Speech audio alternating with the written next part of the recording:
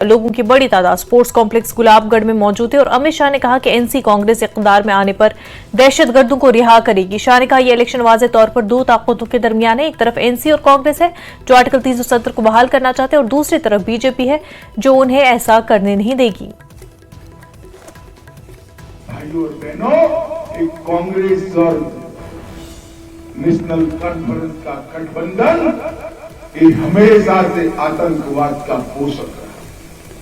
जब तक घाटी में, जम्मू कश्मीर में कांग्रेस और नेशनल कॉन्फ्रेंस की सरकार आई, इसको आतंकवाद को बढ़ावा दिया। याद करिए 90 के दशक को। मैं आज यहां से पूछना चाहता हूं फारूक अब्दुल्ला जी को, आज मुख्यमंत्री थे, राजीव गांधी के साथ समझौता कर चूम कर आए।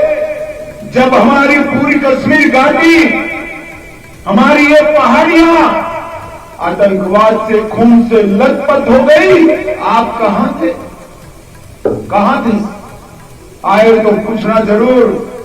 मैं बताता हूं, वो लंदन में सब गर्मियों का वैकेशन करने चल गए थे, तो लंदन में गर्मियों का वैकेशन। और ये लोग क्या समझते हैं जम्मू कश्मीर की सरकार, जनता की? ये कहते हैं हम धारा 370 वापिस ला देंगे। भाई मुझे बताओ, दिल्ली में किसकी सरकार है? अरे जोर से बोलो, किसकी है?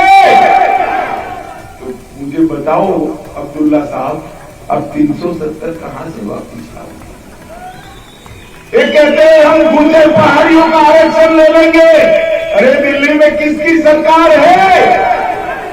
मैं कह कर जाता हूं, न आतंकवाद वापिस आएगा, न 370 वापिस आएंगे, न गुर्जर और पहाड़ियों का आरक्षण हम जाने देंगे। मेरी बात भाइयों बहनों, एक कांग्रेस और राहुल बाबा दोनों जम्मू कश्मीर को फिर से एक बार आतंकी आग में झोंकना चाहते हैं।